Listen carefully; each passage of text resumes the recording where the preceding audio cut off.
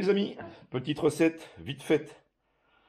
Donc je sais pas comment ça s'appelle, ça a sûrement un nom. Moi je vais appeler ça tarte campagnarde.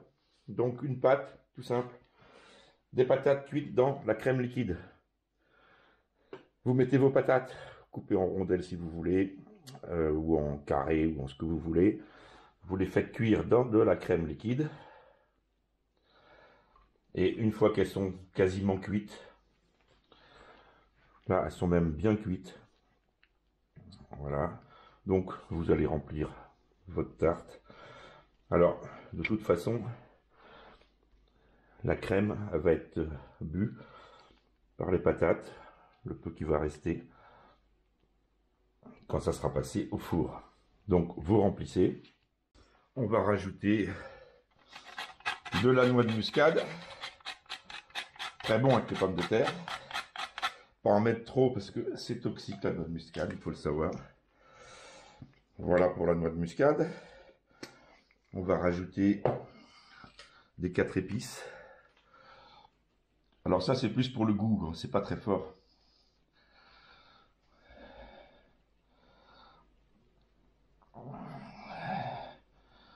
Voilà. On va rajouter des 5 baies qui vont bien parfumer. Et là c'est plus fort par contre, parce qu'il y a du poivre.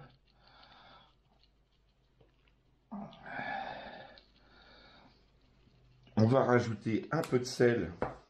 Alors les patates n'ont pas été salées du tout. Donc les patates, elles sont crues, juste cuites dans la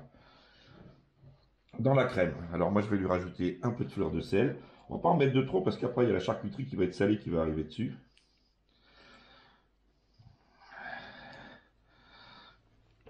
Donc faut pas en mettre trop. Et bon, ça va quand même boire un petit peu dans la crème des patates. Faut quand même que ça ait du goût, parce que les patates non salées, bon, bah, c'est pas mauvais, mais ça se sent quand même quand c'est pas salé. Voilà. Après, vous allez mettre ce que vous voulez. Hein. Donc moi, j'ai de la saucisse fumée. Alors, allons-y avec de la saucisse fumée.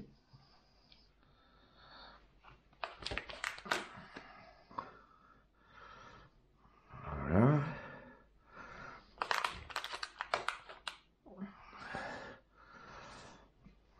Allons-y avec des rondelles de saucisse de Francfort. Puisque j'ai fait des pizzas il n'y a pas longtemps et j'en avais mis, il m'en restait 2. Donc, voilà, ça va très bien. Ah, le téléphone s'énerve. Bon, voilà, saucisse de Francfort. On va aussi mettre un petit bout de saucisson. De la bonne saucisse sèche.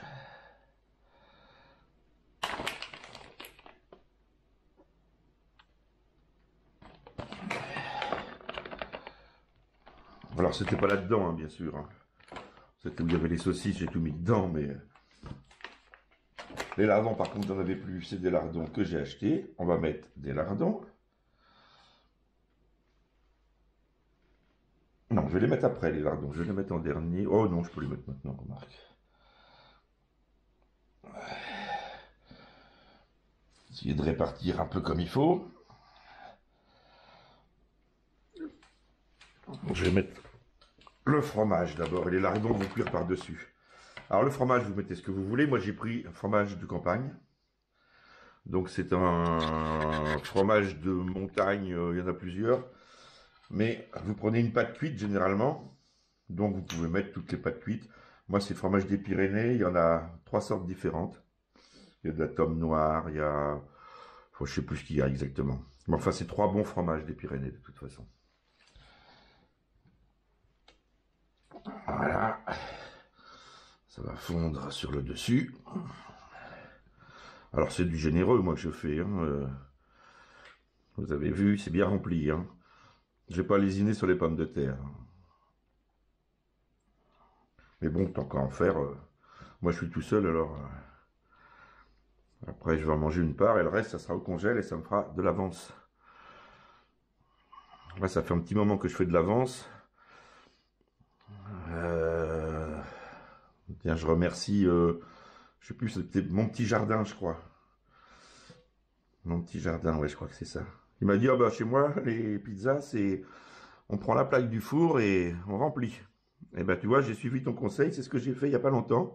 Bah, hier, voilà. Bon, je vous ai pas fait de vidéo, parce que j'avais déjà fait une vidéo sur les pizzas. Donc,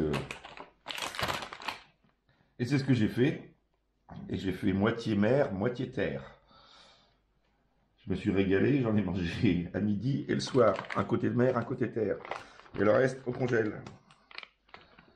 Comme ça, j'ai des parts d'avance. C'est super, j'ai juste à sortir un petit coup de grill et c'est parfait.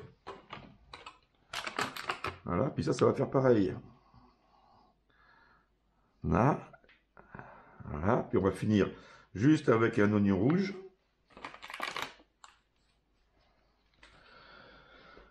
Oignon rouge.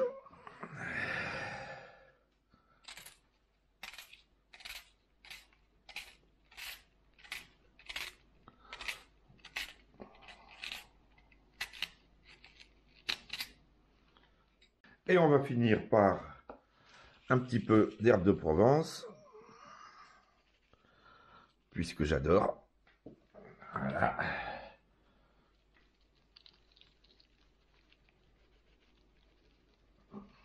Alors, la quantité qu'il y a dessous, on va pas lésiner. Voilà. Et là, on va les mettre au four. Alors, pour le four, c'est pas comme une pizza, vous le mettez pas à fond, parce que là, il y a quand même une épaisseur. Et puis, il faut que la pâte, elle ait le temps de cuire quand même. Donc, on va faire cuire à... Je vais mettre un peu moins, je vais mettre 180 par là. Au moins 15-20 minutes. Et puis, que c'est bien le temps de prendre la température aussi bien par-dessus que par-dessous, sans le faire griller. Et je finirai après au grill pour bien fondre le fromage, mais normalement ça sera fondu. En fait, c'est une cuisson un peu plus lente que sur une pizza,